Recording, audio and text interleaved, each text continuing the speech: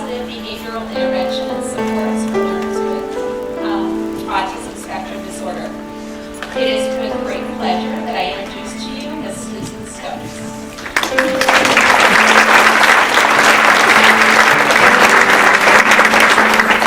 Okay, wow, we did double in size, as Tammy said, once we got all the elementary folks in here. I'm very happy to be here this morning, and I'm very happy to be presenting to your entire school district. I always say that more folks that understand these students, the biggest difference it's going to make in their lives. So I'm very happy I get 2 hours this morning to share information about ASD. As Tammy had said, I'm a speech language pathologist by trade, but I've been in the field of autism for 30 years. In my current position, I work as an educational autism consultant. So what that means is my everyday working life, if I'm not doing a training or one of these professional development services, I'm out in schools. And I'm providing support services to students who've been identified with autism spectrum disorder, but more importantly, I'm providing support services to you all, to the educational teams that support these students and the families as well. I always give my disclaimer when I do trainings. My everyday working life is autism, lots of experience, but I never ever feel like I'm an autism expert. In fact, there are times when I've had people introduce me, our autism expert is here today, and I'm always quick to correct and say, I'm not an autism expert, I'm the autism support person or the autism consultant. And the reason being, I've worked with so many of these students every single day of my working life, and I want you to know I learn something from every single one of these students that I work with. And some of these students, they teach me an awful lot. So I never go into this thinking, I'm the expert and I got all of the answers here. And the reason I share this, there may be days when you all are trying to figure out this kiddo so desperately. You might be beating your head against the wall trying to figure this student out. And there might be days I might be right there with you, or I beat my head trying to figure this student out. It's the whole reason the national symbol for autism is the puzzle piece. I mean, there could be no more appropriate symbol for autism than the puzzle piece. Because these students are puzzles, and some of them are very complicated, complex puzzles, absolutely. I've heard professionals say before, if you've worked with one student with ASD, you've worked with one student with ASD.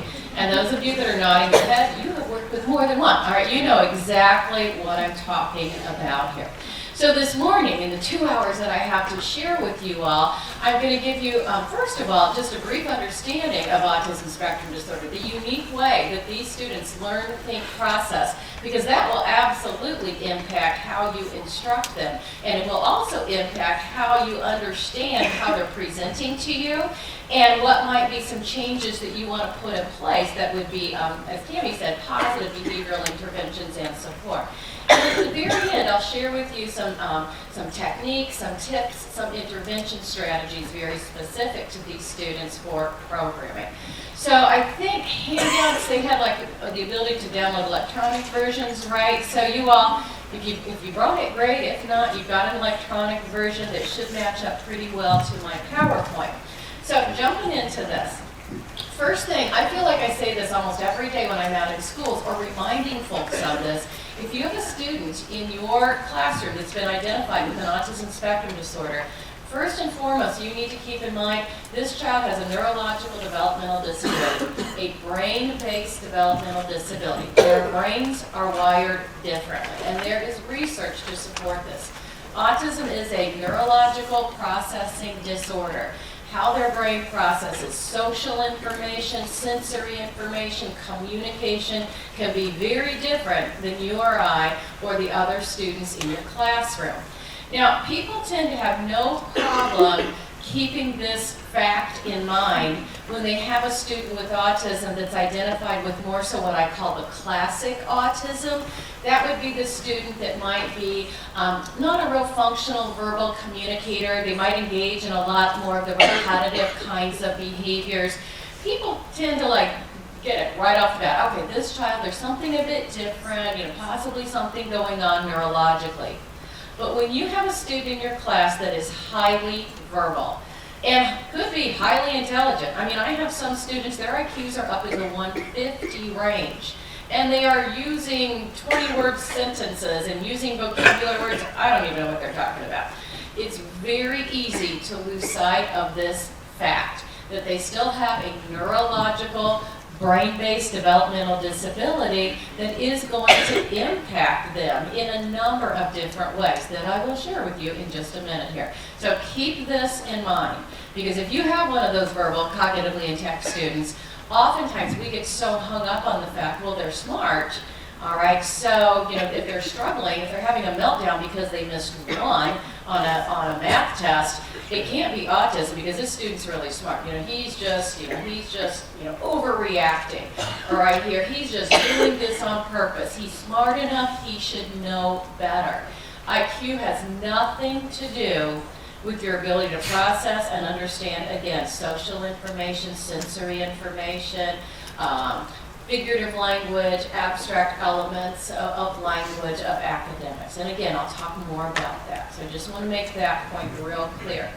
Causation of autism spectrum disorder, this has been like so argumentative in the world of autism for so many years now. You know, what researchers do agree upon, it is a genetic-based developmental disability. Babies are not born without anything wrong, and then there's some kind of environmental insult that causes autism. We have finally laid the vaccination as a causation factor to rest. All right, so, and the reason we know there's this genetic piece is because they have discovered chromosomal abnormalities in varying combinations. So again, genetic, the underlying causation factor for autism spectrum disorder. If you have a student that's been identified with ASD, they will be impacted in 3 primary areas for sure, because these are the 3 diagnostic criteria. So they will definitely struggle in the area of social relations to some depth and degree. They will definitely struggle in the area of communication. And communication is just not, you know, can you talk or can you not talk? Because I said before, I have many students that are highly, highly verbal, but they talk at me, not with me. All right, they engage in monologues, you know, they're just kind of like verbally spewing all this information, but we're not engaged in a reciprocal back and forth conversation. So they struggle tremendously in this area of communication from a social communication perspective. And then the third primary area, we call it restrictive, repetitive, perseverative patterns of behavior. These are kiddos that can get stuck on things, you know, have certain things that they absolutely love, have a difficult time shifting, might have a difficult time with change, like predictability. And I'll talk a bit more about these 3 areas, a bit more in depth a little bit later this morning. But what is important to keep in mind is that autism is now considered a spectrum disorder. It does look a lot different than it did before. When I got in the field 30 years ago, the students that I was working with 30 years ago that were identified as having autism, those were the students that were very socially withdrawn, and I always heard the cliche, it's like they're in their own little world, engaged in a lot of repetitive kinds of behaviors, and they weren't very functional verbal communicators. I still work with those students, but I work with students that also look a lot different than that. So autism has changed greatly just in the 30 years that I've been in the field. And I think this slide definitely speaks to the continuum of what we can see in our students with ASD. You know, their IQ, their cognitive functioning. I have some students that are cognitively at a very young level. But again, I have some students, you know, that could be all the way up in that 150 range. And I've got everything in between. Regarding their social relation skills, I had just said primary area of difficulty. But how they present socially can vary greatly from student to student. I've had some students that are very socially withdrawn, very socially aloof, and those are the students that oftentimes people will describe, it's like they're in their own little world. I've had some students that have been so socially withdrawn, they don't even recognize people as people. People are more so like objects in their environment. I was in a classroom and I was sitting between 2 areas of this classroom, and the student with autism wanted to get to the other side, and they literally climbed over the top of me. I mean, like I was a piece of furniture in the classroom. It wasn't like they came over and kind of like, nudged me and kind of looked at me like, come on, person, get out of the way. I was truly a piece of furniture in that classroom. So on this end of, the social continuum, they might be way down here. But I also have students socially that have a strong desire to engage in social interactions, and they are like trying to jump into every social situation they can. Strong drive, strong desire, but they're having problems. They're struggling. Why? Because they have this desire, yet they don't have those skills to be successful in that social interaction. And again, despite having a high IQ or being highly verbal, all right, despite that. Communication, I have students that are not functional verbal communicators, and then I have the students that talk their arm and leg off. Motor skills, and I know my OTs, my PTs, and my Phy-Ed teachers can definitely speak to this, where they've seen with these students a broad continuum of how their motor skills can present. Some of these students, their gross motor skills, their fine motor skills, they might struggle. They might be motorically awkward. They might require occupational therapy or adaptive Phy-Ed. But some of these other students, this might be their strength area, where they can be incredibly agile in this motor area. And then the last area that I have listed up here, where we can see such a broad continuum, in the area of sensory processing. Our brains, all of us, 24/7, our brains are processing incoming sensory information from our 7 different sensory areas. You just don't have 5 people, you have 7. And our brains are trying to interpret it and figure out, do we need to respond to it? Do we need to not? Tell us what it is. Is it too loud? Is it too soft, etc.? And for our students with ASD, because it is a neurological processing disorder, their brains typically struggle with processing this incoming sensory information accurately.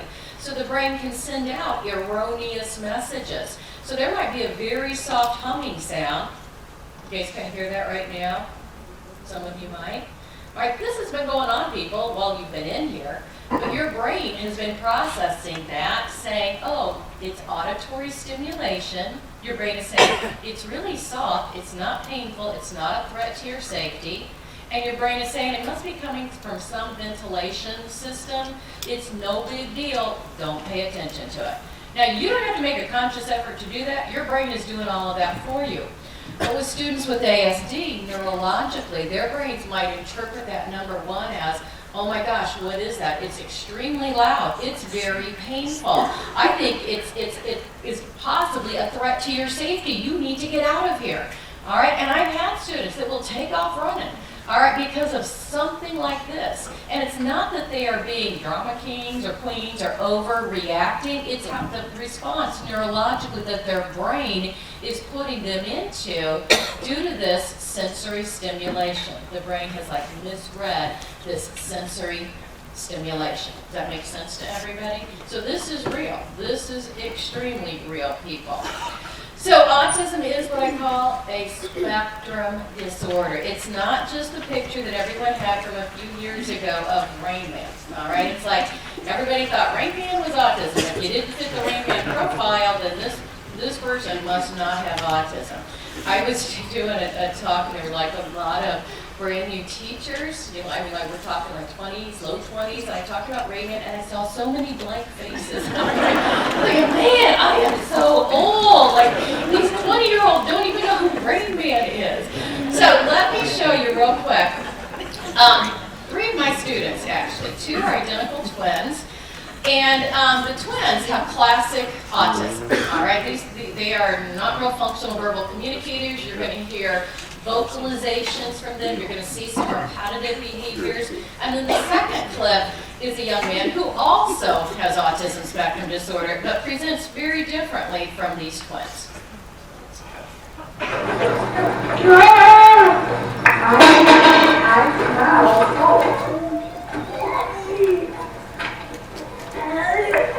Uh-oh, you guys kind of getting into the lunch as supposed to.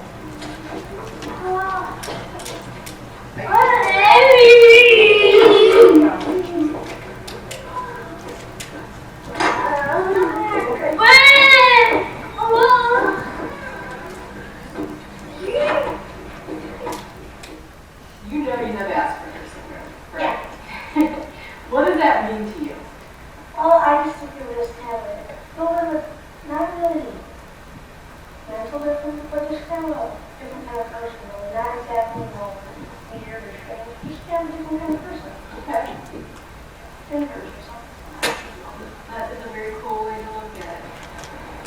What do you think is most important for teachers to know, like about kids that have Asperger's syndrome?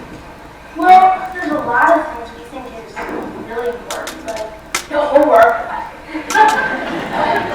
So we like they're kind of late. We like that they can be kind of laid back, not too high stressful. Like they don't really push us really fast. That gets us kind of anxious. Okay. And I know with a lot of kids with autism, we like people with sense of humor. A lot of the teachers that I find hard to have a sense of humor, so that's nice. Okay, so when you look at this video clip of those three young men, you would probably think, well, gosh, those twins, they must, their autism is very apparent. They must really struggle the most. Because when you look at the second video clip of my friend, you'd be probably hard-pressed on the surface, right, to pick out that there is anything going on with this student. His voice sounds very nice. I have some verbal students that, you pick up there's something a little different because they might talk like this. You don't hear like inflectional changes, kind of robotic. Alex doesn't speak like that. He's got the inflectional changes. He's funny, he was making jokes in there. So on the surface, I'm sure you're thinking, his autism, he must just have a little bit of it, all right, just a little bit, because he looks so good. And this happens all the time.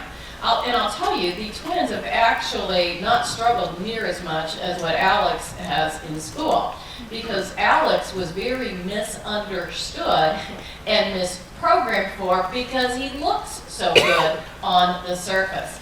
So many of Alex's behaviors were misperceived as very purposeful. He's doing this on purpose. We're going to put him on a point system, and he has to, very compliance-based was his program. Not looking at the behaviors he's exhibiting are because he doesn't have skills in these areas. And if we don't teach him these skills, all right, he's going to continue to exhibit these behaviors. He struggled significantly with something called social cognition or perspective taking. And he would say the rudest, most disrespectful things. And it wasn't that he was purposely trying to be rude and disrespectful. He gets a thought, or he used to get a thought up here, and it would come right out of his mouth, all right? He wouldn't consider, how might this impact another person? What might they be thinking about me if I say, this is stupid, this is really dumb? And if I tell the teacher, this is the most boring thing I've ever had to do in my entire life. Why do we have to do this, all right? Teachers didn't take real kindly to those sorts of comments. So Alex would, of course, get 0, 0, 0, 0 on his point sheet. Every day, 0 points, every day. But what they didn't take into consideration is that he has no clue about perspective taking, how his actions and behaviors make other people feel. He's not able to put himself in the shoes of someone else, understand other people think differently from him. And he needed to be taught those skills when he was calm, using a curriculum-based approach, just like he was taught to read. And he's a highly intelligent young man, very highly intelligent. So that's why it was so easy to misperceive, his skill deficits. Another area that he struggled in tremendously was self-regulation. Alex has and still has a lot of anxiety. And his anxiety would build over the course of the school day until he would go into what I would call a meltdown mode. And his meltdowns could look like lots of different things. My fear not only for him, but for many of my students that don't have self-regulation skills, that they're going to end up in jail. And I kid you not. That is my biggest fear. Because if they're 18 and they're engaging in property destruction or physical acts of aggression towards someone else, they're going to end up in jail, people. Before 18, they can get to the juvenile system, So these students, many of them, do not know how to recognize those signs of anxiety that are building. And they have a great deal more anxiety than anyone else because of the neurological features and characteristics of autism. So many of these students need to be taught, again, when they're calm, self-regulation skills, how to bring themselves back down. So often, excuse me, we impose regulation upon them, but that's not self-regulation. Self is the key, and self is what's going to make them independent and successful long-term in life. And definitely keep in mind, IQ is not the best determiner of school ability and functioning. But I think so often we do get caught up on how smart somebody might be, and that's, kind of, we put all of our weight on that, and we think, oh, the struggles can't be, related to autism because they're too smart, they should know better. And truly, for, I would say, many of these students, their autism spectrum disorder is a hidden disability, and I think absolutely Alex is testimony to that. Few miscellaneous stats. Autism spectrum disorder, spectrum, it occurs in 1 in 68 births now. This is the latest stat from the CDC. I can remember when I did trainings years ago, I can remember saying 1 in 10,000. I can then remember saying 1 in 5,000. I said 1 in 5,000 for a long time. Then we got down to 1 in 1,000, and we seem to be stuck there for a long time. As recently as like about a year and a half ago, it was 1 in 110, and now we're down to 1 in 68. Hold on to the thought that you're all having. Why is this happening? All right, what's going on? There is a higher incident rate in males than females, and I'm sure if I kind of you even looked at the stats here, in your school district, I bet there's a higher percentage of males versus females. And that kind of goes back to that genetic piece as well, all right? Oftentimes, the X chromosome is a chromosome that is involved, all right? And we know what makes a boy, boy, what makes a girl, girl, with XX, XY. Autism spectrum disorder is considered right now the fastest growing developmental disability in the United States. Which brings us to the $64 million question. All right, why are we seeing so many more of these kiddos in school? Those of you that have been in schools for as long as I have, I'm sure you're thinking, okay, 30 years ago, I hardly ever had a student in my class with autism, especially you gen ed teachers.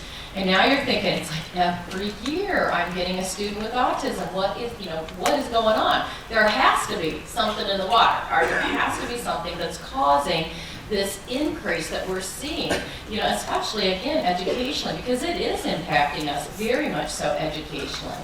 Well, I can tell you a couple of reasons why we're seeing this increase. The biggest reason of all is the labeling system for autism has changed in 30 years. It's changed both medically and educationally. When I got in the field 30 years ago, the medical criteria for autism was the people had to be very significantly, severely involved to receive that label of autism. All right, very severely, significantly involved. That was the criteria the medical folks had at that time. In the past 30 years, the medical folks have kind of watered down. I don't know if that's a politically correct term or not, but they have changed their criteria. All right, they've changed it to now encompass, a broader spectrum of people. So, but 30 years ago, these kiddos that are highly verbal would not have been labeled as falling under the autism spectrum. But now they are, because that criteria has changed significantly. Educationally, we didn't even have a special education label for autism until the mid-90s. These students were in our schools, teachers, we were just calling them something else, all right? Whether we were calling them CD, whether we were calling them EBD, other health impaired, or, just funny kid, quirky, unusual kid, who knows? But they were in our schools. We didn't have a special ed label for autism, and we do nowadays, all right? And we have educational criteria that we look at to determine does the child meet the Wisconsin, criteria for an impairment of autism. We have that just like for kiddos with learning disabilities, cognitive disabilities, speech and language, visual, etc. There is now one for autism. So that alone has greatly broadened the number of people that have now been identified with autism spectrum disorder.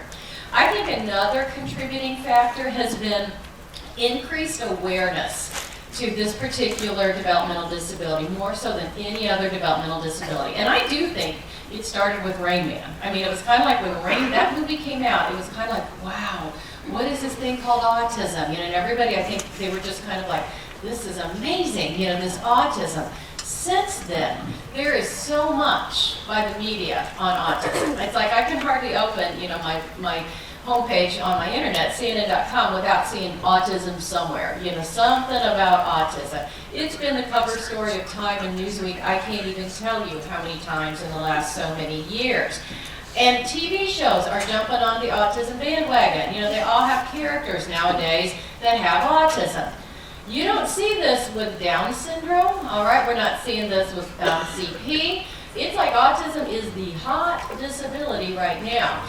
So I think because of everyone's increased awareness and understanding, I think folks are being more readily identified with autism spectrum disorder. And I'm starting to wonder, is this pendulum, starting to swing really far over? All right, like the ADHD, remember a few years ago, like every single student, with that pendulum, every single student had ADHD. Because I'm finding educationally now, because of educators' increased awareness and understanding, I'm getting so many referrals for students that are just shy, quiet kids, okay? And I'm like, can you not be shy and quiet anymore? Like, people automatically are thinking, oh, they must have autism because they only have 2 friends. I'm like, you can't just have 2 friends anymore, all right? So, and autism is not being shy and quiet, all right? Autism is neurologically struggling in the area of social relations. And I'm going to define what I mean, all right, so that you have a better understanding, because I don't want you to think a shy, quiet student that mainly, only has a couple of friends has autism. That is absolutely not the case. So that's, these 2 factors alone I can definitely speak to as to why we are seeing so many more students identified with ASD in our schools. Is it treatable? I get asked this question all the time because people keep saying, well, you keep saying it's neurological, so is it kind of like it is what it is? This is what we have. And I'm like, absolutely it's treatable.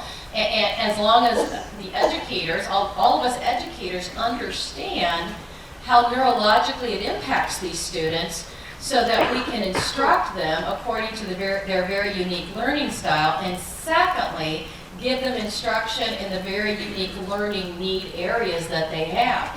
And I'm not talking academics, people, all right? I'm not saying they don't need academics, yes, but they also need instruction in, like I said with Alex, like social relations, self-regulation, communication, how to be a more flexible thinker. We're going to need to teach them those skills. So we can do some neurological rewiring as long as we're giving them that instruction. But if we don't give that instruction, they're not going to change, all right? This is going to remain the same. I've had people say, well, is it curable? Can you you're cured, of your autism? Well, I said it's a neurological processing disorder, so they can certainly make lots of progress and be very, very, productive, citizens in society, but when I say they're cured, and I would say most professionals would say, no, it's not a curable developmental disability. How many of you have heard of Temple Grandin? All right, probably about half of you. If you've not heard of her, this is a person you are going to want to check out, people, let me tell you. She is, she has taught me so much about autism because she has autism. Temple is in her mid-60s now. She has her PhD in designing animal livestock holding facilities. It's like whoever thought you could go to college and specialize, in that. But anyway, and she's a world authority in her field. I'm telling you, world authority in her field. Sought after tremendously for her skills in her job. She also travels around and speaks about what it's like to have autism. And I've heard her speak a number of times. In fact, she's going to be the keynote speaker in May at the Autism Society of Wisconsin State Conference. And every time I hear Temple speak, I learn more and more what it's like to have autism, which helps me understand my students so much more. She has written a number of books, resources. Some are like her life stories, some are a bit more technical. But let me tell you, if you get a hold of any of her resources, they are exceptional. Students to auditorily process, and our words disappear, right? Your words don't stay around in space, float around out there for all your students to look at, and process. They've got to auditorily process that information that you're giving them quick. all right? And students with ASD, because it is a neurological processing disorder, they are going to be much weaker at processing this auditory information that you might be giving them because it's so transient, because it's here and gone. But if you give them static information through a visual channel, and I don't care whether it's a picture, you writing something out, a video, but they're seeing it and it's static, it's there as long as they need to process, you are going to see an increase in their ability to understand your expectations, understand your directives, understand assignments, and to learn skills as well. So keep that in mind. And this is very neurological, and it is absolutely across the autism spectrum. I don't want you all to think, well, this must not pertain to those highly verbal students because they can talk, all right? So surely I can talk right at them and they can understand me. No, that's two different things, people. How well you can talk has nothing to do with how well you process incoming information. So I don't want you to make the mistake and think that these highly verbal students, that this doesn't apply to them. It absolutely applies to them, where they still need this static information. And I also don't want you to think, if you're a middle school, high school student, or teacher, well, they don't need it in middle school, high school. You know, they can use all that visual stuff down in elementary, but now they're in middle school, high school, we don't use that as much. All right, nothing magically happens in the brains of these students during the summer between elementary and middle school, and their brains are totally rewired now, and they understand transient information just fine, right? No, they still need visual information, all right, throughout high school and beyond. Their rote skills are a strength area. This is another unique learning, thinking, processing difference with students with ASD. So they'll learn rote information well, all right, very well. And that's why oftentimes academically, kindergarten, first grade, second grade are strong for these students academically because it is a lot of rote learning. But what happens in the second grade and absolutely third grade and above, it's not, academics are not so rote anymore. We're wanting them to start utilizing critical thinking skills. All right, that stuff's not going to be, spelled out black and white. They're going to have to start pulling out the main idea, or making some inferences, or predicting, or problem solving, comparing, contrasting, synthesizing information. That's absolutely third grade and above people. And so many of my students that still might have an IQ can struggle academically with those abstract elements, all right, that again come about in third grade. So don't be fooled by their strengths and their rote skills, because again, that's a very surface level skill. Rote is surface. When you rotely learn something, memorize something, that's a surface level skill. It's not an in-depth understanding. Think about did you ever memorize something like for a test? I mean, I can remember doing this. Like, I memorize information, then as soon as I got my test, I'm like writing down everything that I memorized, so that I could like get it out of my brain, and then I could reference back. I mean, does anybody remember doing that? All right. Like a day or two later, though, did you remember a lot of that information? No, because you let it go. It was a surface level, rote memorization, not an in-depth processing. And that's the difference with these students. Something else I want to point out, because they are so good at rotely learning things, they will rotely learn whatever it is that we teach them to say. And oftentimes, we misinterpret what's coming out of their mouths because we've taught them to say it as meaning they have an underlying skill. And I see this all the time in the area of social relations, all the time. So I have a student that would go out on the playground and break every single playground rule, every single recess rule. So his teachers wrote like this little narrative about the rules for recess. They'd read it every day. And I mean, it got to the point where he knew it verbatim, all right? So he would stand there and he'd spit out the rules for recess and then go right out onto the playground and he would break every rule. So the teachers and the administrators said to me, he knows what he's doing. He absolutely knows what he's doing because before he goes out there, he'll tell you what those rules are. And I said, but have you actually taught him the rules for recess, or have you just taught him what to say? Because people, there's a big difference here. These verbal kiddos will learn whatever it is you teach them to say, and they'll spit it right back at you. But you have no guarantee they have an underlying understanding. And I said, has anybody like gone out on the playground when it's not recess and actually done some, some role playing, some modeling? Have we done any videos, all right, to teach him the rules for recess? Those are different strategies we might utilize to teach the skill, not just a rote recitation of those rules. So be real careful, because these verbal kids, they'll learn to say whatever it is you teach them to say. I'm sorry is another one. I have so many students that rotely learn I'm sorry, and I'm sorry. All they've learned is that when you exhibit this behavior, you follow it up with these two words, I'm sorry. So I had this student who was a hitter, and this student, like before they'd even hit, they'd be like, I'm sorry, like as they're like practically hitting students, and it's kind of like, okay, this is a little weird. But a lot of people are like, well, he knows what he's doing because he's saying I'm sorry. I'm like, he's learned these words go with this action and behavior. I'm sorry, truly, if I'm using that and I know what I'm sorry means, it means I'm taking your perspective. I'm realizing how you're thinking and how you're feeling based on my actions and behaviors, and I feel really bad as a result. I feel very bad because of that. And I have so many students that struggle, but we make them say I'm sorry, and I'm not saying we shouldn't teach them to say I'm sorry. That's a very socially appropriate skill, but people don't stop there thinking because you've taught this student to say I'm sorry that they have this underlying perspective-taking skill. Unless you've taught it, they won't. And I've had students that are just rotely apologizing. I've had teachers say, I don't think he really means that. I'm like, nope, he doesn't. He's just doing it because we told him to. All right, but we need to make sure that we teach that underlying perspective-taking piece. Does that make sense to you all? Very important to keep in mind. These students, their attending skills can be variable.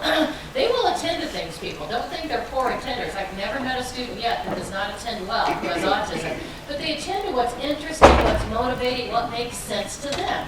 And no offense, it might not be you as the teacher at the front of the room instructing, all right? So I'm always like, what will they attend to? What's motivating? What's interesting? Can we somehow pull that in? A lot of times it's their high interest area. So Camden was one of my students that loved NASCAR. NASCAR was the end all. And if his teacher could bring NASCAR, his gen ed teacher, she learned a lot about NASCAR. And if she could bring it in any way, shape, or form, I'm telling you, his attention, his interest, his motivation increased significantly. One day I was in the classroom and she said, Camden, give me two-digit numbers. And he gave his usual response, no two-digit numbers. And she said, Jimmy Johnson plus Jeff Gordon. And he said 42 plus 24, and if you're not a NASCAR aficionado, those are the car numbers for those two drivers. And I'm looking at her, she said, I've become seamless, with using NASCAR. So again, how can you get them to attend? These students will be, regardless of what their IQ might be, they tend to process them in a very concrete, literal, black and white, rule-bound manner. All right, they struggle with more abstract thinking, symbolic relationships. There can be lots of communication breakdowns because of their very concrete thinking. Because our language is very figurative, we've got jokes, we have teasing, we have hidden meanings, and I have students that have so misinterpreted that. And again, regardless of what their IQ might be. And I've had these students oftentimes will look very non-compliant. I had a teacher call me and say, Ryan is the smartest student I've ever had, but he's also the most non-compliant student I have ever had. And she said he refuses to follow a lot of my directives.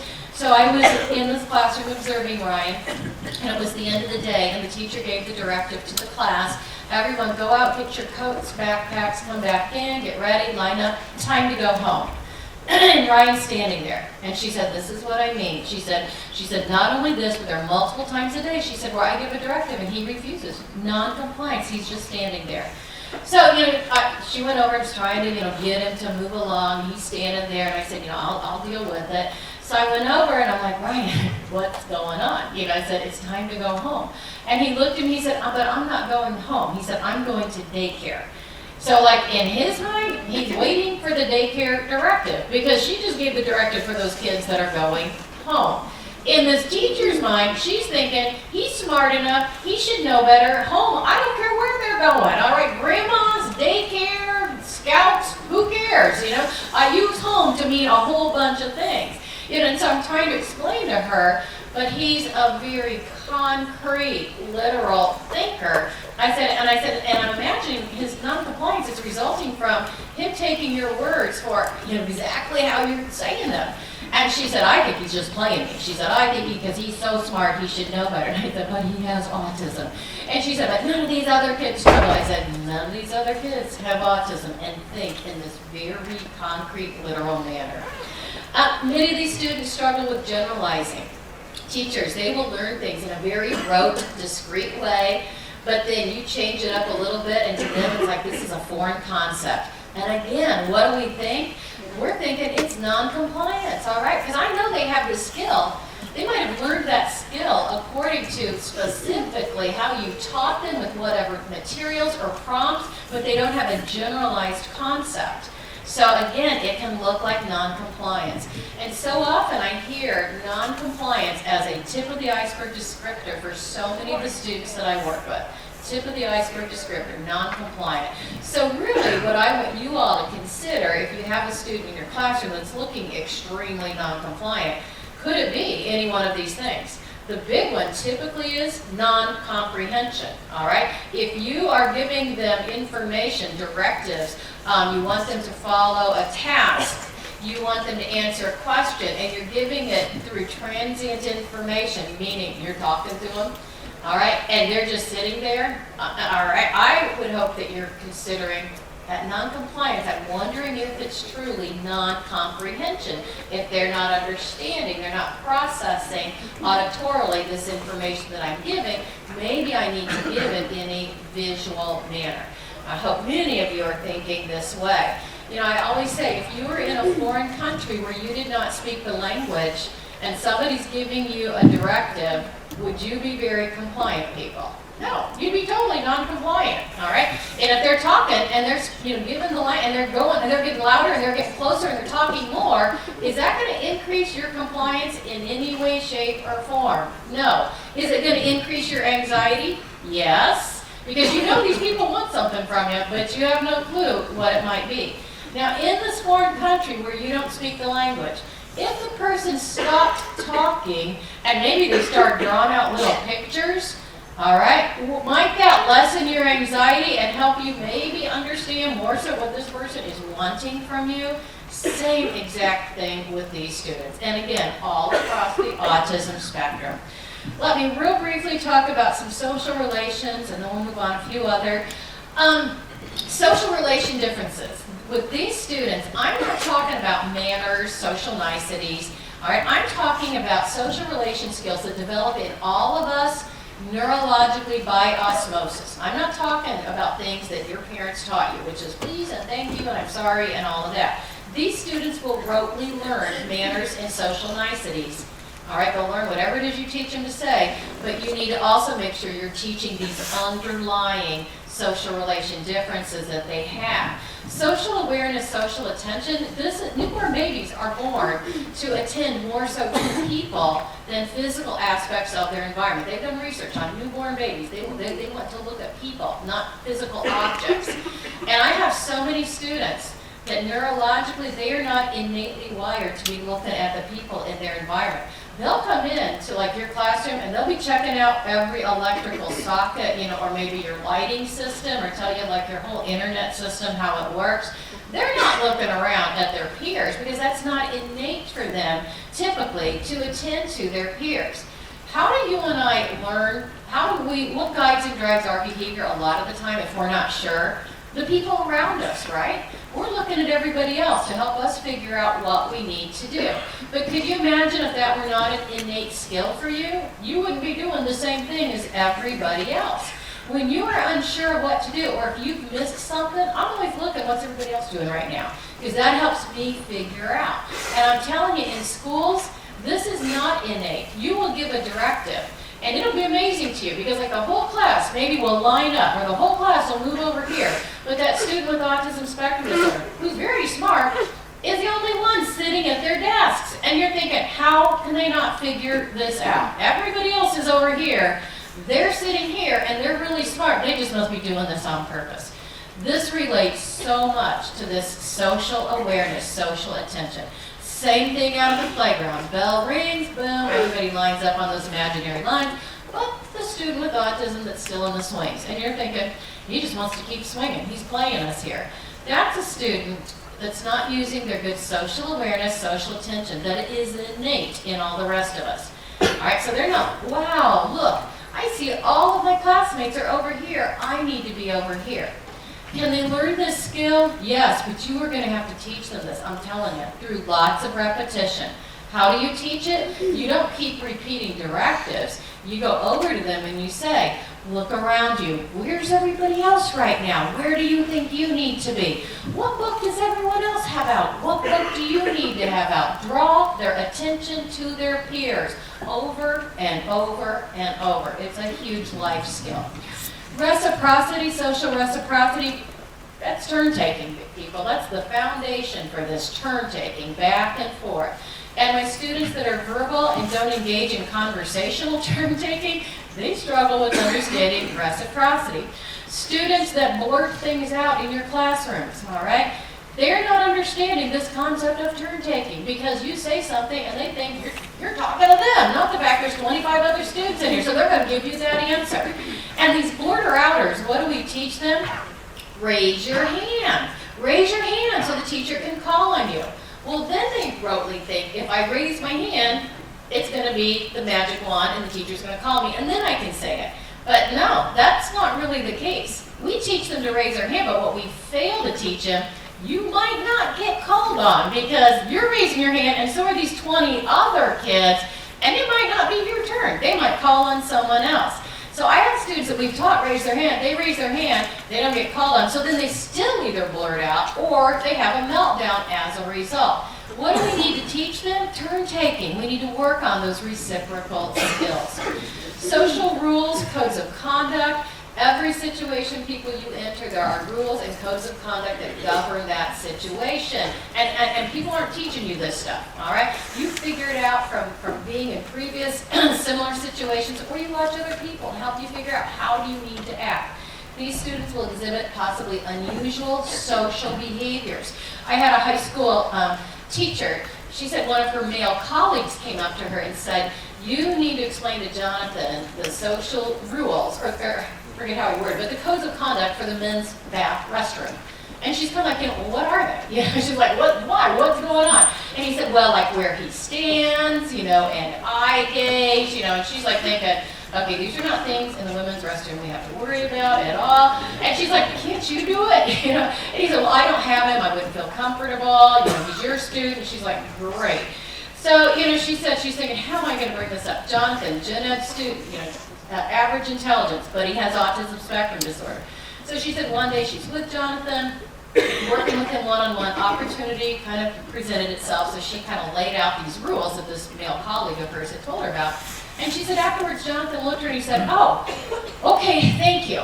And I find so often with these students, they don't know what those social rules are, these codes of conduct. But if you teach them, they're going to appreciate it because they're not learning it by watching their peers, people, and realizing, oh, when you're in the men's bathroom, and there's one person in here, you don't stand right next to that person. There's plenty of space you can leave in between. I don't know this personally. This is what people have told me. But anyway, they're not going to learn this by watching other people. All right, because of that poor social awareness, social attention. So let me move on. Social play. Initiating, joining into a social situation. I have so many students that want to join in, but they don't know how to join in. So they join in by wreaking havoc, so they recess. They might go out, grab the soccer ball, take off running, just go in and maybe start getting physical with other students because they want to join in, but they're not sure how. We're going to need to give them that instruction. And then the greatest area of difficulty for these verbal, cognitively intact students that are, again, the most misunderstood and misprogrammed for, It's that social cognition that I was talking about, that perspective taking, being able to put themselves in someone else's shoes and understand how that person might feel. Understanding people think differently than they do. People might think about them based on their actions and behaviors. Or I might make a person feel a certain way based on my actions and behaviors. Every social interaction you engage in, you're using those perspective-taking skills. So with these students, you see a lot of what I call honesty out of the mouth of babes, meaning they get a thought up here and they are letting it right out. You and I have a filter system. We get tons of thoughts up here that we never let out of our mouths, all right? All right, because we know how it might impact someone else. I mean, I can't tell you how often we use that filter system, all right? These students, I mean, so they can alienate themselves from their own peers because they're saying it like it is, all right? One of my 5th grade students, he kept saying, Lori, you're getting fat. You are getting so fat, Lori. You know, and 5th grade girls develop, differently than boys. Of course, Lori'd be upset. Michael's teacher would pull Michael in the hallway. You are upsetting Lori. You keep saying she's getting fat. And Michael would look at his teacher and say, but she is getting fat. Kind of like, are you missing this point? And the teacher would be like, are you missing the point, Michael? Michael was like speaking the facts, Jack, and so, he didn't get it. And Michael's teacher didn't get how Michael couldn't get it. And so finally Michael's teacher was like sick of talking about it with him because this had gone on and on. And finally Michael's teacher said, okay, Michael, we've talked about this so much. He goes, are you going to ever say this again to Lori? And Michael was very honest and said, well, I don't know. He said, it depends on how I feel or what I'm thinking. And I thought, honesty out of the mouth of babes, all right? Any other student would have told this teacher what this teacher wanted to hear. Nope, not going to say it again, regardless if they're going to walk right back to the classroom and do it, all right? But no, mine was like, might say it again, buddy. I can't say that I'm not, because I might look at her tomorrow and think she is getting fatter, So I got to be the one, the town crier to let her know this. And it's not just their peers. They'll tell you. One of my high school teachers said that a student came up to her and said, that dress looks just like a bathrobe. He goes, why are you wearing your bathrobe to school? So she said she's looking at her dress thinking, okay, does everybody else think this too? I'm like, nobody else is saying this because they don't want to hurt my feelings. But here's Mr. Honesty, saying this. So they can appear rude, disrespectful. That can be tip of the iceberg. They might interrupt, blurt out, all right? Because they're not realizing you're not just talking to them. You're talking to 30 kids in your classroom. They can struggle with competition. I have students all age levels that can get very upset if they don't win, if they're not first, if their team doesn't win. Major meltdowns. And this relates to this perspective taking. They're going into this competitive activity from their perspective, which is, I want to win. And they're not realizing everybody else out there is thinking differently. Everybody else out there is thinking they want to win. And when they don't win, they're not able to utilize perspective-taking skills like we do. All right, when I don't win or my team doesn't win, I can say, well, that other team played a lot better than me today, or maybe it was their turn, to get picked or to win. No, they are not able to utilize those skills. And this is neurological, people. It sounds like extreme egocentrical thinking. It is, but it's not that they're choosing to think this way. This is neurological. They can learn skills in this area, but they're going to need direct instruction like we taught them to read. Cooperative learning groups, partner activities can be an absolute nightmare for a student that has perspective-taking difficulties. Can you imagine? Putting them in a group with 4 other students to figure something out in a cooperative, collaborative manner. No, it's going to be this kid's way or the highway, all right? And they're going to get upset when these other kiddos' highways do not match up with theirs. And I've had students, it's like heightened anxiety because it's like, why are these kids wanting to do it a different way? And the other students are like, we don't want to partner up with Billy because it's always Billy's way. And it's like no fun being with Billy at all. So the cooperative learning, partner activities, and then lastly under here, asking for help, seeking assistance. So many of my students need help, but they're not letting you know this in an appropriate way. All right, they might be like, getting mad, scribbling on their worksheet, walking around the room, grumbling, mumbling. Why? Because they know they need help and they're thinking you should know it.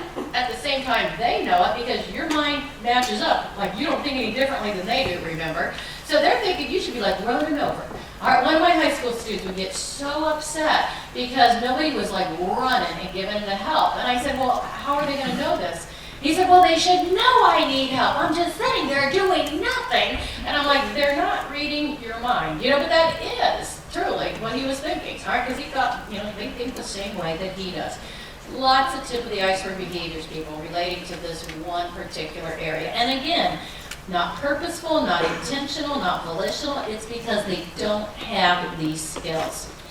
I talked about the communication. Of course, they're going to have receptive communication difficulties if you were doing a lot of talking to them, requiring auditory processing, and expressive communication.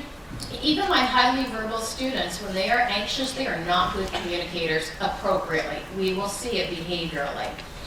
The sensory processing, I briefly talked about this when I was talking about the continuum, but no, there can be tip of the iceberg behaviors and how these students' brains might be interpreting this incoming sensory input. I had a student, that went home and told his parents that his teacher was hitting him. And he said, and she hit several times a day. And again, the parents are not believing this, but they're not thinking this child's making up a lie. And a lot of times we think these kids tell the biggest, whoppingest lies. And it's not lies, it's their perceptions of things are so different. Because why? Because their brains have perceived things so differently. So the parents knew this child wasn't lying, but they also knew that this teacher was not hitting him multiple times a day. And of course the teacher was like very offended that why would he say this about her?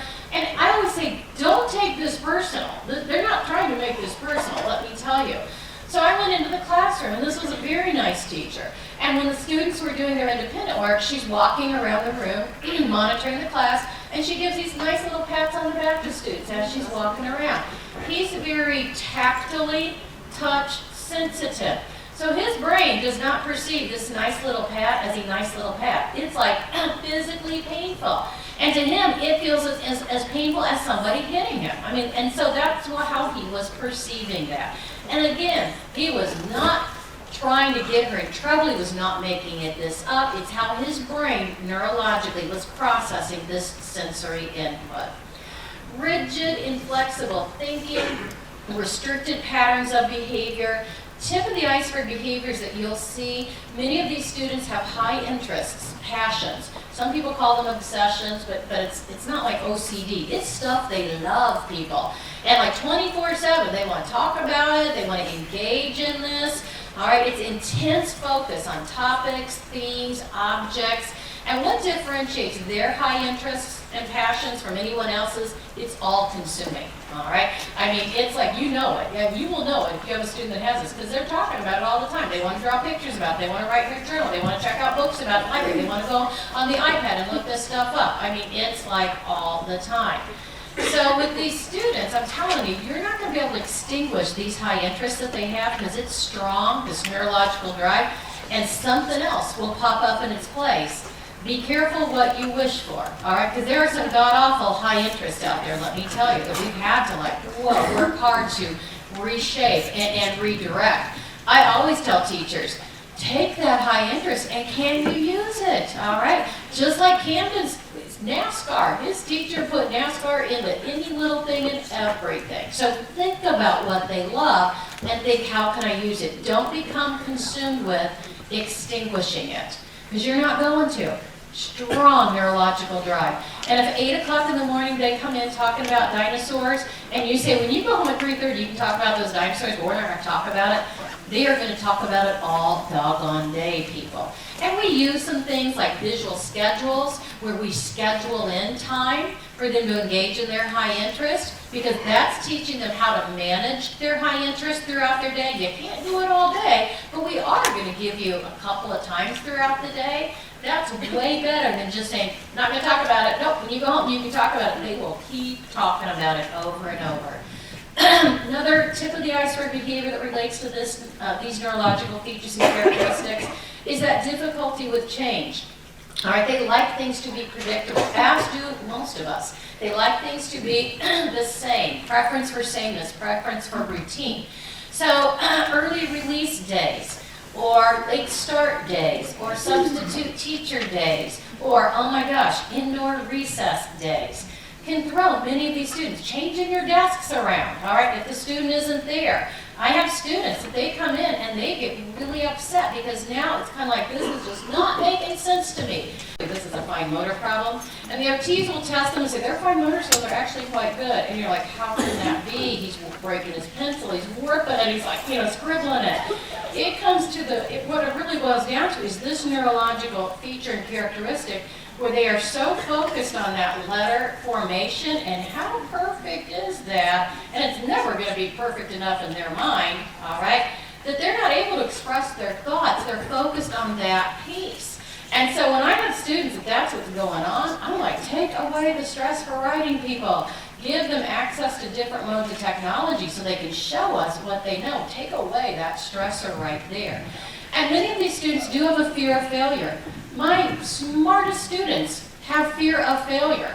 And this is where teachers are like, oh, come on, he can do grade level work, 3 grade levels above this, but now he's refusing to do math at his grade level. But I know he can do it 3 grade levels above. So he's just choosing not to do his work. He's being non-compliant.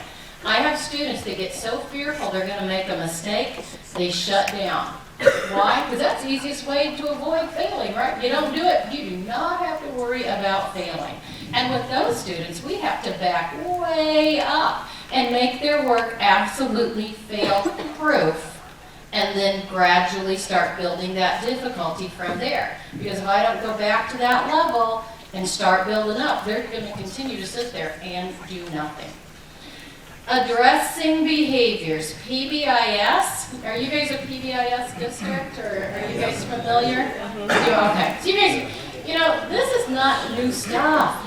So many districts are using PBIS now. In the field of autism, we've been doing this forever because we've learned that if you truly want to change a behavior, you have to prevent it from occurring. All right, the proactive, positive behavioral interventions and supports prevent behaviors from occurring, and that's what changes it. Reactive manages that behavior for the moment. And by reactive, I mean the behavior happens and we react to it. All right, so back with Nick, he would run away at recess when it was time to line up. So the reaction was going to be he was going to miss the next recess. All right, so he wasn't going to run away if he was missing recess. All right, but the next time he went out on the playground, correct, he was going to run away. So it was managing it for the moment, but it was not going to change. With Corbin, getting that bus suspension, well, he wasn't going to be walking slow in front of the bus because he wasn't going to be riding the bus, but the next time he rode the bus, that behavior was going to come back again. And with our students with ASD, PBIS is very important. And I have a list here of a number of positive behavioral interventions and supports that I am always looking at, making sure that we have in place for our students with ASD. And these are something for you all as educational teams to consider. Do we have visual supports in place so that they understand us? There are simple changes you can make in an environment so that they more readily understand the hallway, where they're supposed to stand, where their locker or where their cubby is, in the classroom, in the gym. We can make very simple environmental accommodations. Are they exhibiting tip of the iceberg behaviors? Because they're trying to tell us something, and they're doing it behaviorally, so we need to teach them a more appropriate way to do that. Are they exhibiting tip of the iceberg behavior because they have sensory processing differences? Can we make some accommodations for that? Do we need to teach them self-regulation skills like Alex? And absolutely that direct social skills instruction. So these are all things that I'm looking at for my students to make sure, are we covering our bases here? Do we have these things in place to prevent behaviors from occurring? And I'll tell you, the reason why consequences are not that effective for students with ASD is very neurological. Because neurologically, they do not draw relationships very well between events, between actions and behaviors. All right, it's not like they connect the dots real well. And when we give a student a consequence to a behavior, we are assuming they're making that connection. Why? Because the next time they're going to engage in that behavior, we're hoping they stop and not engage in that behavior and remember last time you did this? they made you miss recess, or they gave you a detention, or you got a suspension, and so I'm not, then the child would think, or the student, I'm not going to engage that behavior. They're able to draw that relationship, and I'm telling you, neurologically, these students don't, and this is all age levels. One of my high school students, Troy, cognitively intact, he's in gen ed classrooms, highly verbal. He had a big problem in gym class when he did not win, or his team didn't win. And again, related to that social cognition. And Troy would start swearing, he'd start throwing materials, and if he didn't settle down, they'd send him down to the office. If he didn't settle down in the office and he continued, to escalate, they'd sometimes send him home. It's like an out-of-school suspension for the day. Here's what would happen when Troy would go home. He would call the school 25 to 30 times over the course of the rest of that school day. And he would say, okay, I want to clarify this. I do get to come to school tomorrow, correct? But I do not get to come to school anymore the rest of this day. So, the principal's telling me this, and he's like, we had to ixnay this.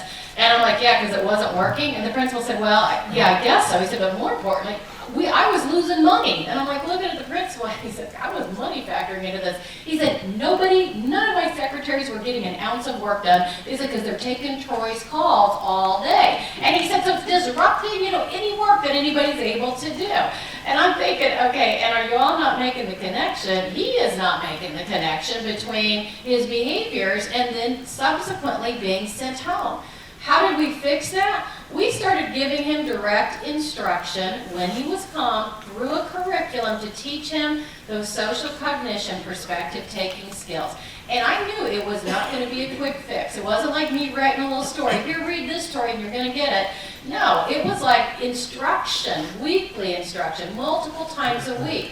And I told the Fayette teacher, in the meantime, put Troy in a neutral role. I don't want to pull him out of your class, but if there's a competitive activity, let him be the scorekeeper, the timekeeper, or what Troy really loved to be, the referee, all right? I said, so he's not in the head-to-head competition because he can't handle it. He does not have the social skills to handle it. And so the next school year, Troy had learned some social cognition perspective taking skills and was better equipped at handling competitive activities. But it took a long time, people. Don't want you to think this is a quick fix. And also, going back to that foreign country that you all are in where you don't speak the language, all right? And should you be punished, though, for not following the directives that people are telling you to do in that language that you don't speak? I mean, would you think that's fair if somebody's punishing you? No. But I find so often with my students with ASD, they are getting punished for skills that we have failed to teach them. And we don't do that with our students academically. If a student can't read, we don't say, you're getting detention because you cannot read, all right? No, we teach them to read. But I find many of my students struggle with social relation skills, self-regulation skills, perspective-taking skills, even basic communication skills, and we're punishing them because they're exhibiting these behaviors that relate to these skill deficits that they have. So it's so important to consider those tip of the iceberg behaviors, where they're coming from, and what do we need to teach them. That's fair. This is not fair. So, this is like a favorite quote that I love, and I said it before. If you keep doing the same thing and the behavior does not change, absolutely, who is the slow learner there? And I'm telling you, it's not the child. So we need to reframe our thinking. Prevention is key. Removing them is not going to solve your problems, people. You're just managing it for the moment. Velcroing an adult is not going to be the magic wand answer either. I see that. Okay, we're going to just give them more adult support. Well, that adult support that's now Velcro to them does not have these magic powers, all of a sudden to make this stuff disappear. They can certainly start teaching the child some of the skills and using some of those PBIS. That would be an appropriate use, but just simply Velcroing a person isn't going to fix it, and absolutely punishing them is not the answer. You do have to front load, and this is where teachers say to me, we don't have time. And I'm like, I get it. Nobody's got time. But if as a team, you put the time into front loading, putting these PBIS strategies in place, it's going to save you time in the long run. I can guarantee this, because you spend a lot of time, people, with these students reacting and dealing with the aftermath. I've had students, it wipes out the whole rest of the day for everybody, all right? And I'm thinking, my gosh, if we could have put some time into putting this strategy in place, and teaching them how to use this, we wouldn't have the whole afternoon now, wiped out as a result. Set them up for success and teach them skills. And always keep in mind, and this is hard for some folks to understand, but inconsistency is the most consistent characteristic of autism spectrum disorder. You're going to see inconsistency in your students' performance. I don't care how verbal they are, how intelligent they are. And the reason for this is because autism is a neurological processing disorder. And how well they can process at any given time can vary greatly. But I don't want you to think because their performance was really good at this given time, and now the next time it's not very good, people automatically jump to the conclusion of, well, I know they can do this. Because yesterday, they came in the school building and had no problem getting right down to their locker. Nobody had to hardly give them any support. They went right into math class, sat down, did 25 math problems. So you know what? We know they can do this. We know. Today they come in here and now they're just choosing not to. We had to give them so much support to get them from the door of the school to their locker, and then it was a big deal just getting them in math, and my gosh, we were lucky to get 5 math problems done. And this is where people say, so today they're playing us. They are just playing us big time because we know what they have the ability to do. What you have to understand is these students are constantly balancing a tray. And there is all different size glasses of water on that tray at any given time. So maybe yesterday, though, when they came to school, when they woke up in the morning, their favorite t-shirt that they wear every day was there, ready to roll. They could put it on. That did not add much to their tray because their favorite t-shirt was there. They were able to eat what they ate for breakfast every day. The bus driver took the right route to school. So that when they came into school that morning, there wasn't a lot on their tray that they were balancing. So they were able to neurologically process a lot better. They could handle coming in with 150 other students and get right to their locker. They could easily handle getting into that math class, and they could handle that 25 math problems. Today they come in, all right, and maybe that favorite t-shirt, mom has it in the wash, and maybe their cereal, their brother finished it all, and that bus driver took a different route to school. So they're coming in your doors, and you don't even know what all is already loaded up on that tray. So walking down that hallway with 150 other kids, oh my gosh, that is going to add, that might even dump that tray, as a matter of fact. So that's what I mean, and this can be throughout their day. But if you put in place those PBIS strategies that I had listed there, you have those in place as preventive, proactive strategies, you're going to be clearing the tray for these students. That's what keeps their tray cleared. But you will see this inconsistency. Therefore, our consistency is critical. Because if we're inconsistent, that's going to confuse them even more. And I've seen this where some people, we put in place some of those PBIS strategies, but they're not used consistently. Some people use them, some people don't. People pick and choose. What days are we going to use this? What days are we not? How confusing must that be for these students? Not knowing, is this person going to use this or not? Or today, do I get this? I have some students where we put in a basic visual support like a schedule. But the schedule is not available to them every day. And I said, well, why not? Well, because they are having a good day today. We don't think they need it. People, would you want somebody to make that decision for you every morning? Like, do you want your spouse to say, you look like you're having a good day today? You don't need your schedule because you look like you're having a really good day. All right, that would be, this is my visual support, is my smartphone. I've got to-do lists. Everything's on here. But my husband does not make the decision for me based on how good of a day I'm having, whether or not I get my visual support. I get this every darn day, people, every day. And I do well because I have my calendar, my planner, my to-do lists. But this happens oftentimes with these students where these adults are making these decisions. Consistency is critical. You guys, last 10, 15 minutes here, a few general tips, all right? Number one, use visual information to communicate to them, all right? Constantly be thinking, how can I incorporate visual? Because it's static. It's there as long as they need to process. How can I incorporate visual information? So when I put visual information into the environment for students or give it to them specifically, it can look like a lot of different things. It might be as simple as taping a square off in the hallway to define their cubby area. Because I have students, this time of year in the winter with all that winter outerwear, they're out in the hallway and they're down the hallway, and we want them to stay like right in front of their locker, you know, to get on their stuff.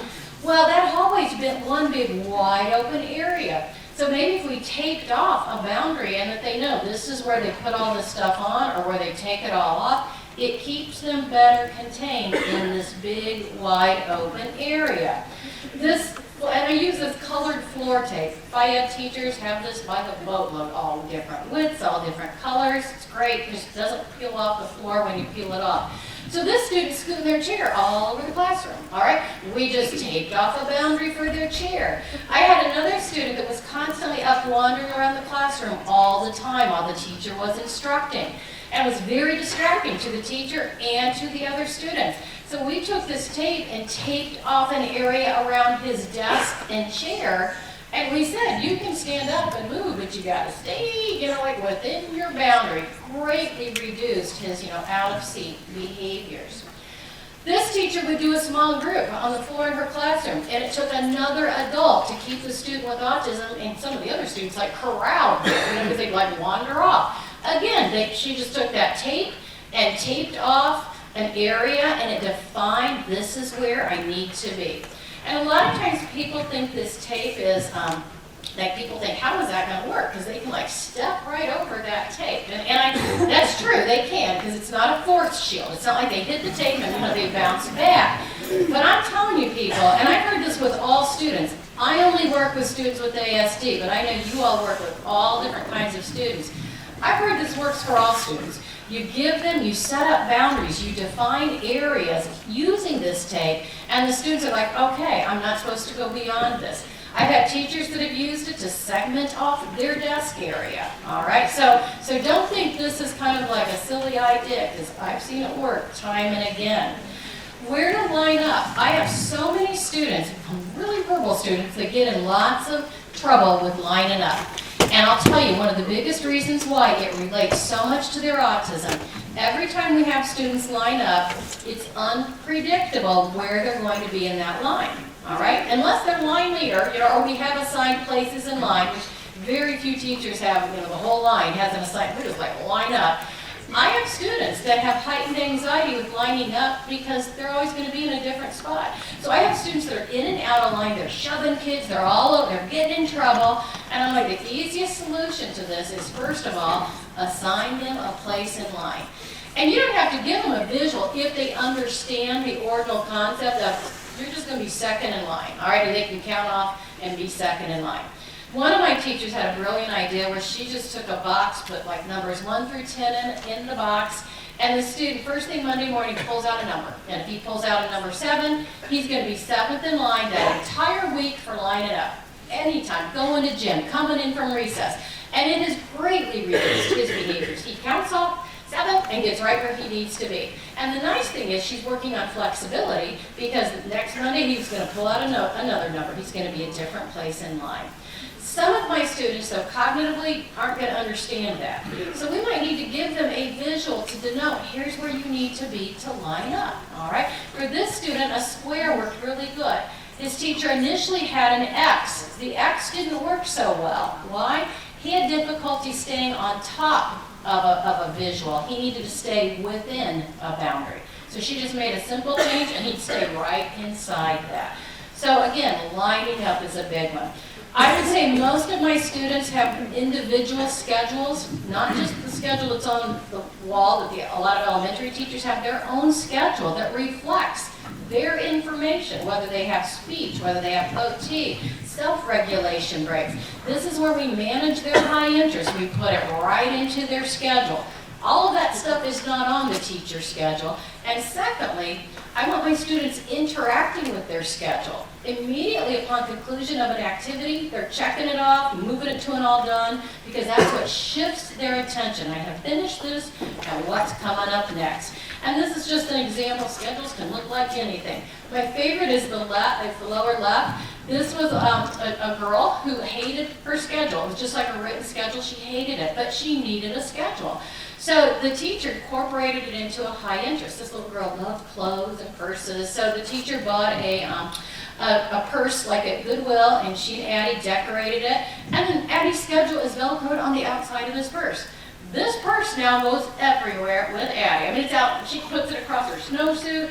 When she's all done, you know, she pulls off that whatever scheduled activity, lifts up the purse, you know, slam dunks it inside. All right, so they can look like lots of different things.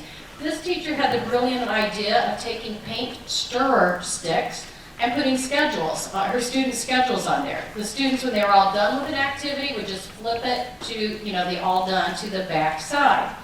This is just an example of a written schedule, and they incorporated with this student's schedule also where he could write down homework assignments, because that planner, that little box was just too small and that was causing so much stress.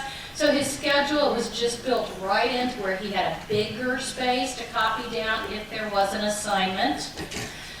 This is an example of structuring up unstructured time. This student, there were 5 minutes between the end of math and lunch. And so you guys know what that's like. Everybody's bustling around, putting things away, washing hands, getting their lunch cards, whatever. And this student, he would escalate. He'd start like running around the classroom, laughing hysterically, and it was very disruptive. So what we realized, this downtime, this unstructured time was very unpredictable for him. So we gave him a visual checklist. And this brought him right down to what exactly he needed to do during that unstructured time. Those of you that have to wear or that put like your ID on a lanyard or keys or whatever, add visuals onto there. Things that you feel like you're saying all the time, make a visual to reflect that so that you can reduce your talking or support your talking with a visual.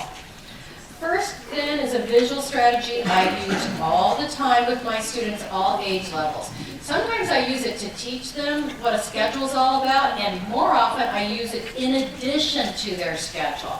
Because sometimes my students get so focused on something that I need to get them to focus on, okay, yeah, that's going to happen, but first we need to do this. So like in this example, Griffin had a written schedule.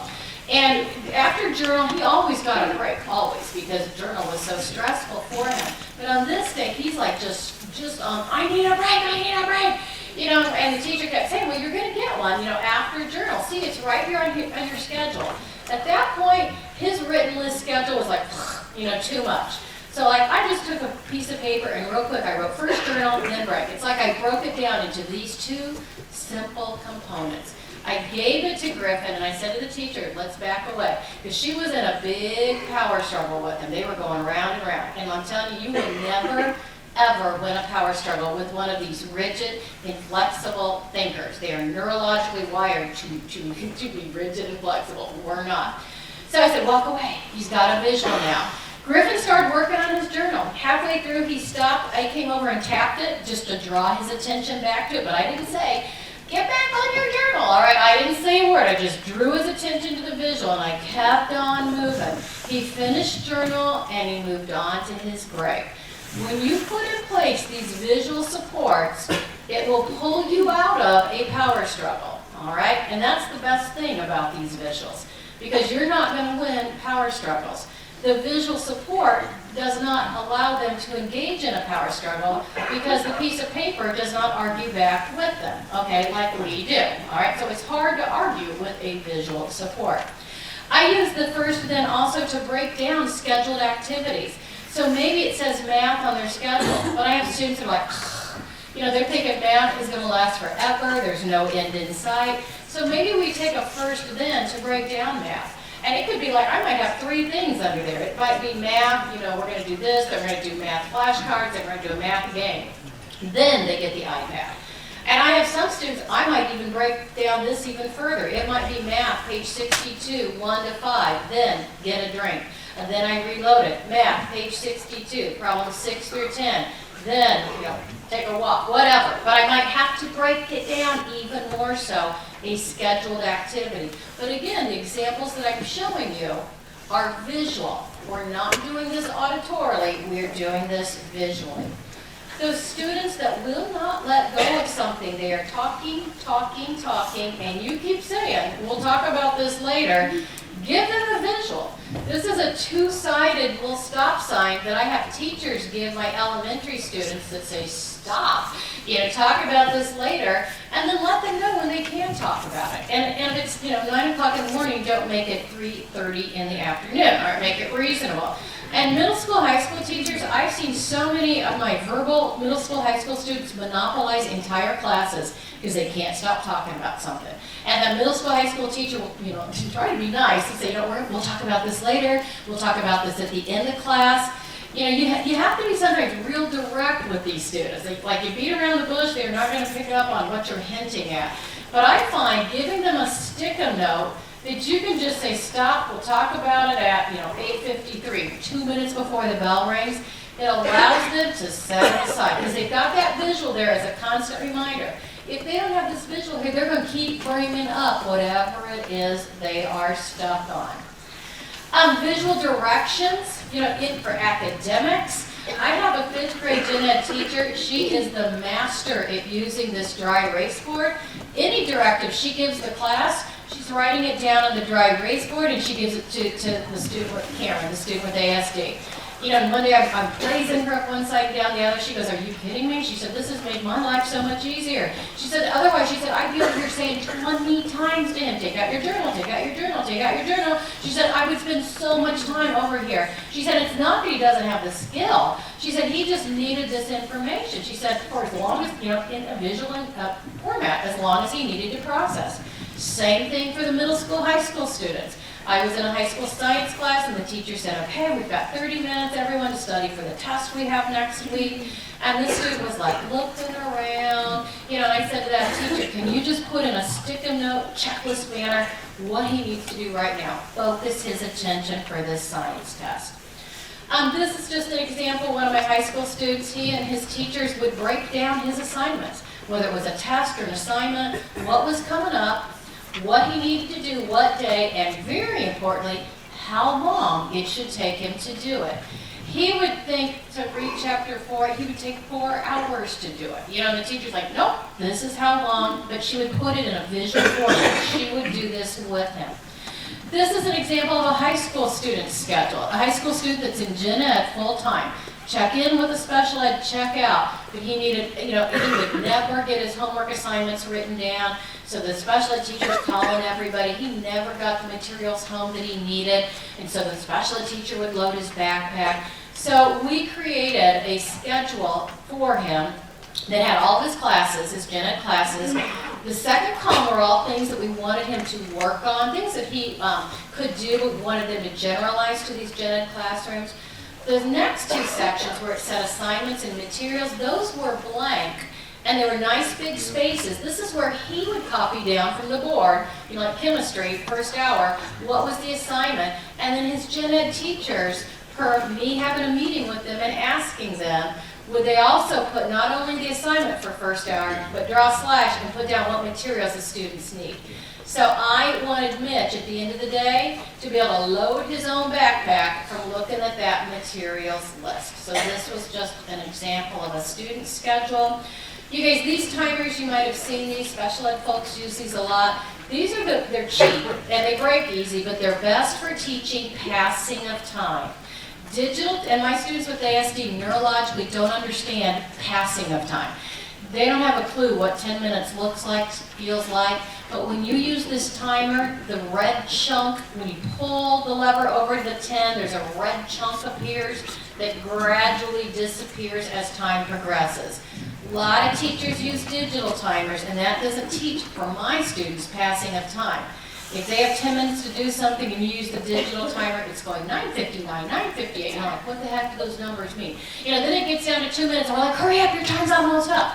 If they can see visually that red, getting smaller and smaller, that's giving them a better understanding of passing of time. Gen ed teachers, they have big ones of these, medium-sized, little desktop. I have some high school students that use the watches for managing passing periods. So lots of different ways to utilize it. They have apps as well. For those students that won't let go, that can't have to do things to completion, we give them a visual finish later folder. Put your spelling in here. We're going to come back to it. We have to do math now. It's like help them let go of it. And we might even put finish later work time on their schedule. High school teachers, for those long-term assignments, visually break it down for them, all right?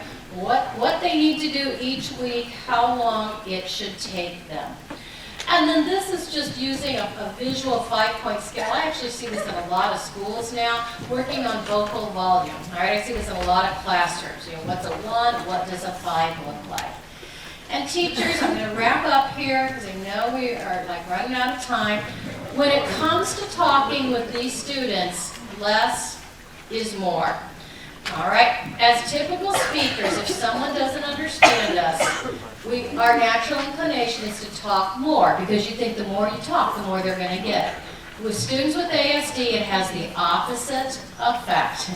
The more you talk, teacher, right? I have Charlie Brown here, because I wonder, does it sound like Charlie Brown's teacher inside the heads of these students when we are doing so much talking? Are they just hearing wah, wah, wah, wah, wah, wah, and it's like not meaning anything to them? Keep your language simple, concrete, provide structure, routine. Too much downtime, unstructured time, you're going to see unpredictability. Reduce distractions, use their high interest. Don't take it personally, any of this, and avoid those power struggles if possible. Pick your battles. These students are puzzles, as I said at the beginning. Some of them are like 5,000-piece puzzles. I'm always hopeful by the end of the training, even a short 2-hour one where I've thrown so much information at you, I'm still hopeful I've created a few puzzle solvers because that's what these students need in their lives. They need people that are going to at least look at a couple of their pieces and try to figure out how can we put these puzzle pieces together. Okay, you guys, I'm 5 minutes over. I apologize for that. Thank you for giving me some time.